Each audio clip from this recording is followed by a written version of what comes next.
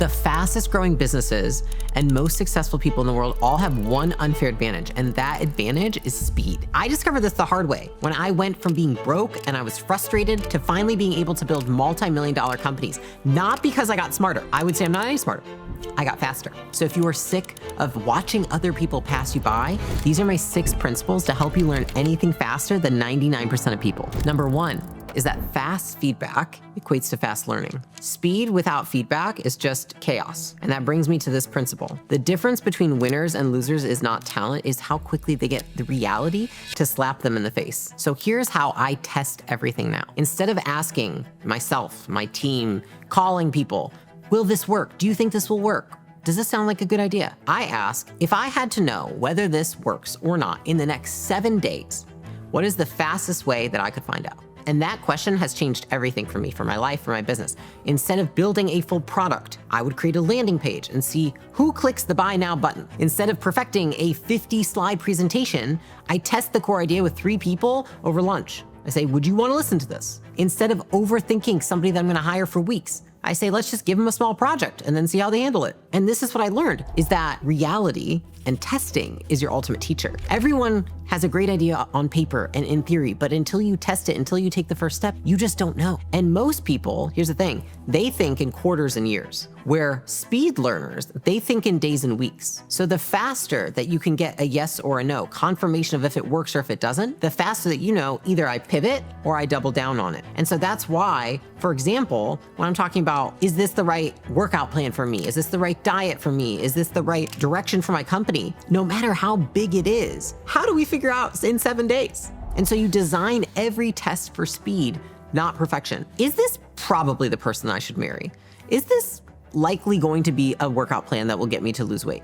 Is this 80% likely the best decision for the company? The goal is to get directionally correct and get real data before your competitors even submit their business plan. People come to me all the time and they ask me, they're like, is this the right product for my business? Is this the right next product to sell to my customer? And I'm like, well, how can we find out in 7 days? They're like, and it like mind boggles people. They're like, 7 days, I've got to do this. And I'm like, well, the reality is if it was the right product and your customer really wanted it, we just need to, they would say yes to the offer. So can we just make people the offer and not charge them anything? And then we know that people want the thing. It's like, you want to do the least amount in the smallest amount of time to just know if you're directionally correct. And I take this premise with all areas of life, and it has served me so well because I learned so much faster than anybody else. Number 2 is that you ship ugly. Even with fast feedback, most people still freeze because they are waiting on a masterpiece. But here's the thing, masterpieces are built.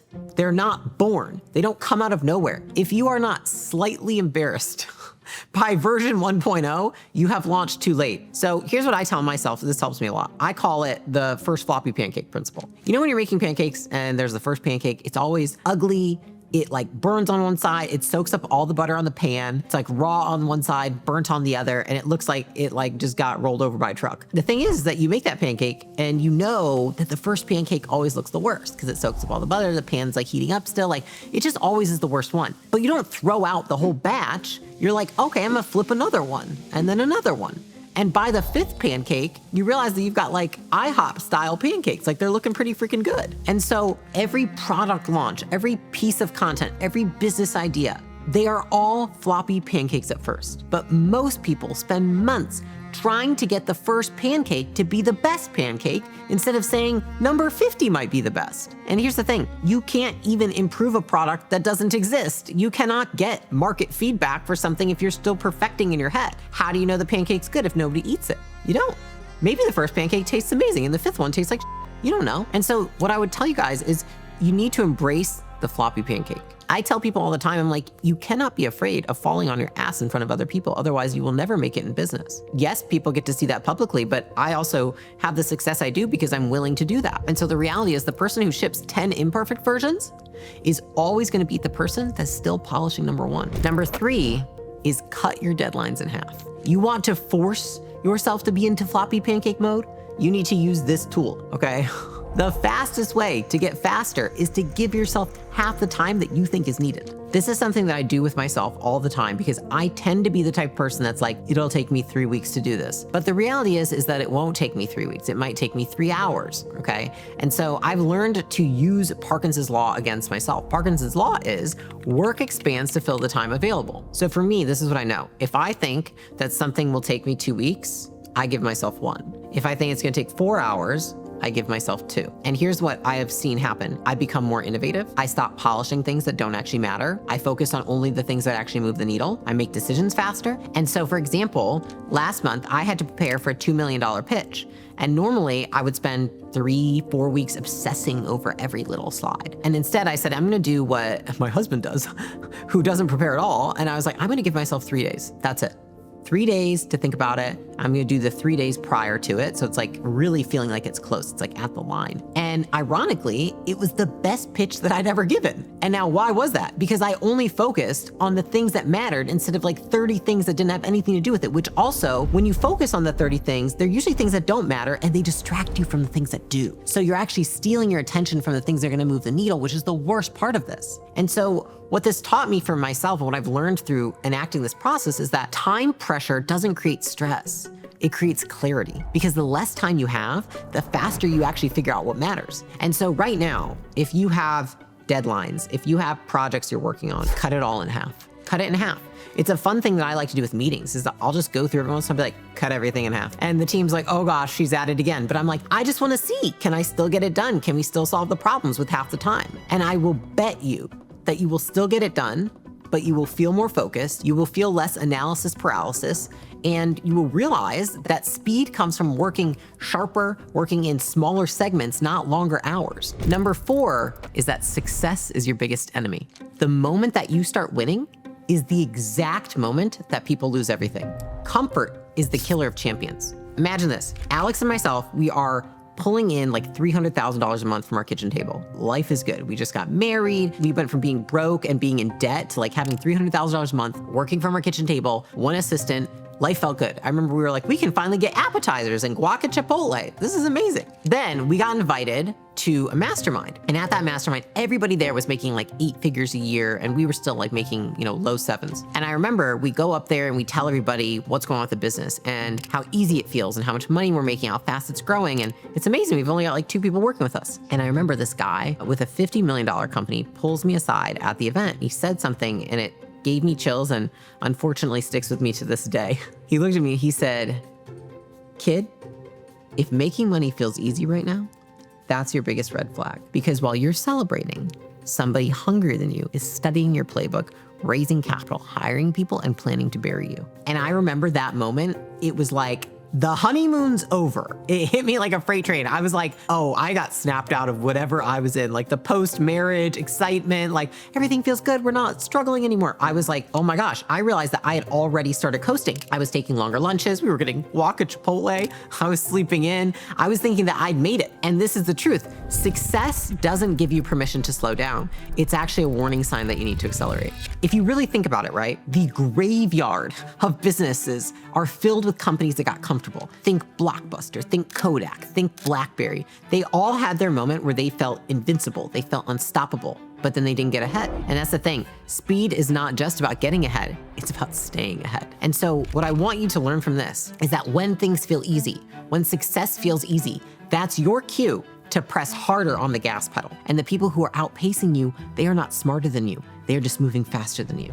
Number 5 is the 5-minute rule. So how do you build that speed into how you operate every day? It starts with killing your worst enemy, which is hesitation. Every second that you hesitate, somebody else is already doing what you're still thinking about. My first mentor taught me something ridiculously simple, but it stuck with me and it has served me very well until this day.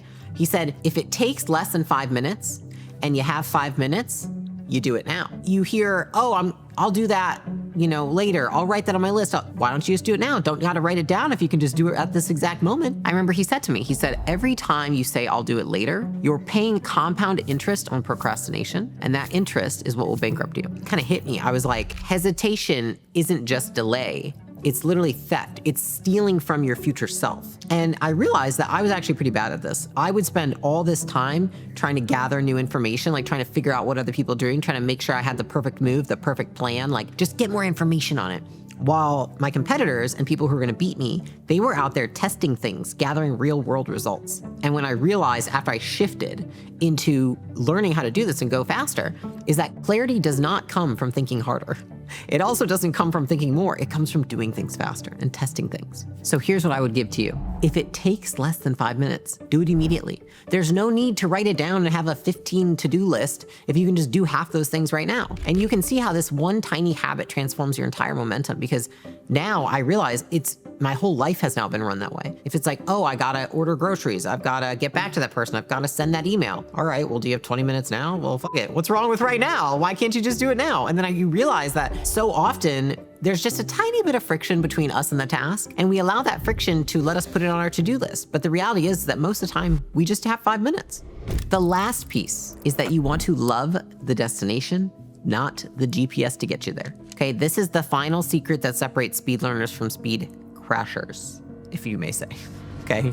Winners don't fall in love with their plan, they fall in love with where they're going. Now, here's my philosophy. Pick a lane, go all in, but always be ready to switch lanes without warning. Now, I know it sounds contradictory, but that's because that's exactly how this works, okay? For example, when I first started coaching people in fitness, I was obsessed with fitness. I was gonna be the girl that transformed everybody's bodies. I was gonna build the perfect workout plan, the perfect program, every set, every rep, the login credentials, the portal, the videos, everything was gonna be perfect. 6 months in, I realized something, which is my most successful clients were not just like getting ripped and looking great in bikinis, okay? They were more confident, they were more disciplined, they were building more success in their careers, their relationships, like literally everything in their life was improving. And I think that a lot of people would say, well, I'm gonna stick to my guns, like I only help people with fitness, right? But instead I asked myself this question. I said, am I in love with fitness, or am I just in love with helping people win at life? And I remember it really hit me. I was like, I love all of it. This is just one segment of it. Fitness is one piece, but I actually love helping people with all of these things. So I pivoted, started Gym Launch, where we help people learn not just how to get in shape and understand diet and exercise, all these things, but how to build a business, how to make money, how to help improve all these other areas of their lives. And if I had been so committed to like, it's fitness, that's the vehicle, then I would have never ever been able to do that and built this business that had built, much of the material success in my life. And if I hadn't done that, then I wouldn't be here having built acquisition.com, making these videos today. So the goal here is not to avoid mistakes. It's actually just to make them faster than everybody else, because faster mistakes means faster learning, means faster success. So it just creates all this momentum so that you can get ahead of everybody else. What I would tell you is this: commit 100% to the direction, but hold the method loose with your hands. It's like there's a saying that I love, which is you want strong opinions loosely held. I think about this the same way. It's like you want to be super committed and super willing to pivot. It's like if you can do both of those things, then you can win. So all in all, when we think about learning fast, speed is not about rushing. It is actually about removing all the things that slows you down. And if you like this video, you can go ahead, subscribe, and you can check out my next one.